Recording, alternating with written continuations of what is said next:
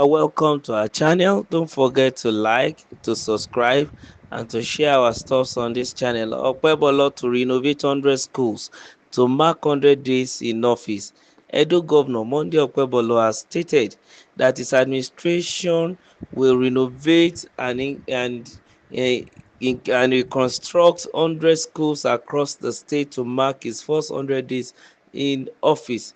The feat, the governor reiterated, is part of his desire to make an immediate impact by embarking on projects that will have direct impact on the residents of the state. The chairman, Edo State Universal Basic Education Board, Mrs. Onome Goodness Bridge, stated this when she, alongside with the members representing Edo South at the board, Mrs. Angela Okpame, visited some schools in the Edo South Senatorial District of the state. Bridge also called on communities where schools are located, parents and residents to help check vandalism of schools facilities, adding that Governor Okpebholo was already including fencing of all the schools his administration will work on.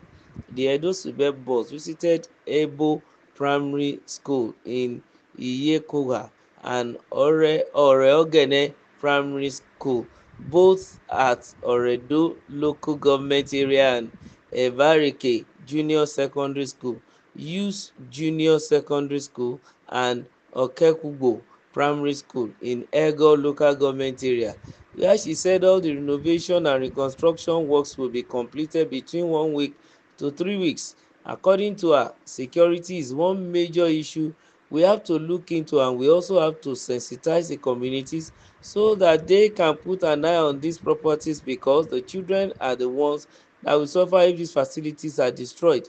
If these thefts and vandalism continue, we need to sensitize the people and the community, everybody involved, the teachers and the pupils and students, so that if they see anything, they can say something. Fences are part of the security arrangement, so we are also going to make sure that these schools have fences and security posts, so that you can only come into the compound through the security post into the school. This is also key to us, and the governor has already started most of the construction going on. Fencing is part of what he's looking at. Bridge added, we did 5 today. We have 100 currently going on all across the state. We are going to Edo Central and Edo North within the week. The construction and the renovation includes furnishing, so the chairs and the tables are already part of it. You can't put a new wine in an old wine skin. You can't get new chairs and tables and put them in a dilapidated building. We need the buildings to be good and okay, then furniture can go in. Some of them will be completed in 1 week, some less than a week, and then 2 weeks, and maximum 3 weeks, she assured. Of course, this is another good one for Governor Monday Okpebholo, as saying that he has people who are really up and doing, and all hands are on deck in Edo State to make sure that the best is given to the people. Out of the mandate given to him, he is ready to work with it and give them the necessary things that they require: a good life, simple life, good education, wonderful, simple healthcare system, making sure there's better road infrastructure, also helping them to see agriculture. So it's not that it's going to only work on infrastructure alone, like we have seen his visit to the minister of the federal government concerning works, and also some of other things. But this time around in education, of course, we know a society that failed to bequeath a good education to its own children is only playing, because its future is blinking. There is no good future for such a society.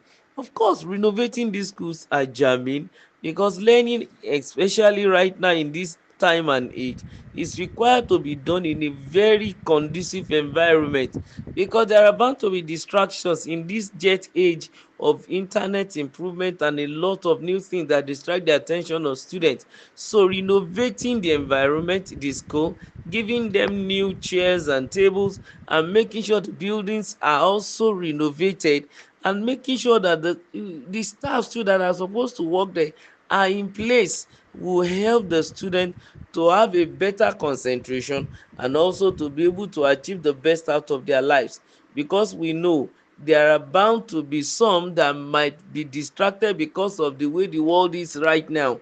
But if the government plays our own role and do our own part, making sure that everything that the students or the pupils we need are within the confine of the four wall of the school, of the compound. Of course, none of them would love to go even to the streets and begin to engage in what ought not to be.